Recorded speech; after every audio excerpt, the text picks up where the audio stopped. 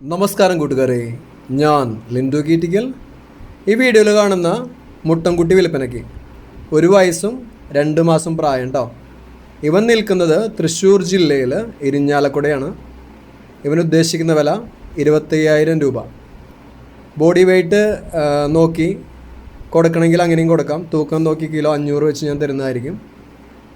ഇത് നിൽക്കുന്നത് ഞാൻ പറഞ്ഞു തൃശ്ശൂർ ജില്ലയിൽ ഇരിഞ്ഞാലക്കുട ചെമ്മണ്ട.